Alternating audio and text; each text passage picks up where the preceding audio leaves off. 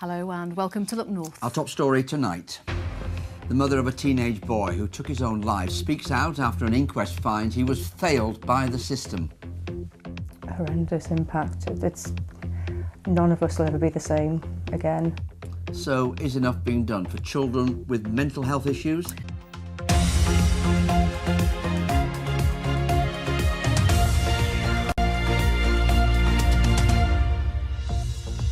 Good evening. The heartbroken mum of a teenager from Sheffield who killed himself says he was let down by the system. 15-year-old Noah Lomax, who suffered from autism, was found dead last August. His mother Claire says Noah should have been given access to expert help more quickly. An inquest heard a referral for Noah to the Children's and Adolescent Mental Health Services, known as CAMS, was rejected as a form lacked sufficient information. Sheffield Children's NHS Foundation Trust says lessons arising from Noah's death have been learned. Phil Bodmer has this. Noah, he was fantastic. He was a very unique person, had a fantastically sarcastic sense of humour, very, very caring. Noah Lomax was just 15 when he took his own life last summer. He was a member of the LGBT community, very, very proudly gay activist, and he wanted to be a weather presenter. That was his ambition. The Sheffield teenager had a history of mental health issues and had previously been referred to the Child and Adolescent Mental Health Services, known as CAMS. The week before this happened, we'd intercepted a plan that he had to go and jump off the brim of the building. And I took the screenshots that one of his friends had sent to the GP with Noah and explained what had happened and to get him referred to CAMS. We weren't told that it had been knocked back, the referral, until after he died. I mean, if we'd known that, then we could have fought against it and pushed for an appointment for him. There wasn't enough information on the form for them to be able to decide, and also it was put forward as routine instead of urgent. Earlier this month, an inquest in Sheffield heard Noah did not receive an appointment with CAMS before his death. The coroner expressed concerns similar circumstances could arise in future and could present a risk to life. There are about 50,000 teenagers living in the city, and there are a growing number of them that have got mental health issues. And while the failures were acknowledged by both the GP and the Trust, we fear that what Noah experienced may not be isolated. What sort of impact has it had on the family? Horrendous impact. None of us will ever be the same again. Sheffield Children's NHS Foundation Trust said their thoughts were with the family for the terrible loss of Noah.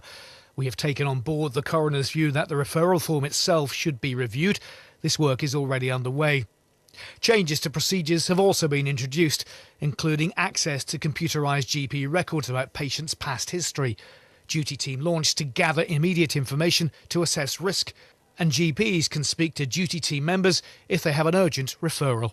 We want something positive to come out of what's happened. We can't bring Noah back, but we want to be there to help the next Noah, and that's what we want to do, you know, to make changes, to make sure no other family has to go through this.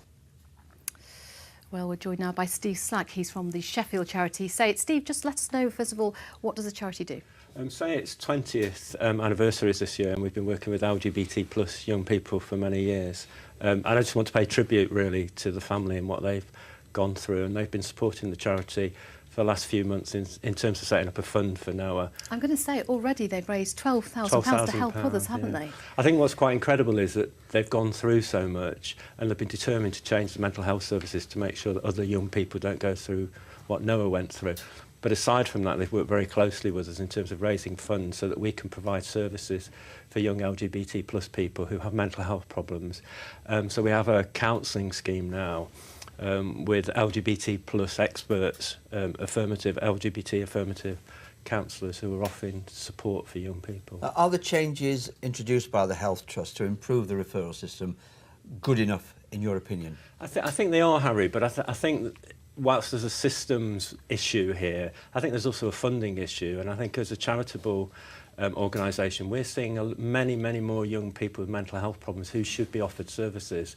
I've been in the office on an evening when we couldn't access services for young people who were suicidal. So how can that be done overnight? Is it possible to do overnight? I think we've let the services, and we've let young people down, and I think the services have let young people down. But I think we are all responsible. I was saying earlier that I think whilst politicians are arguing amongst themselves, young people need services now. And I think if we had the will, we've got the money to improve mental health services. And I think austerity is, enough is enough, really. And I think we really do need to sort of improve mental health services for young people to stop things like this happening. I think it's a tragedy, and I'm absolutely humbled by the family and what they've done. Steve, thank you very much indeed for joining us. Thank you.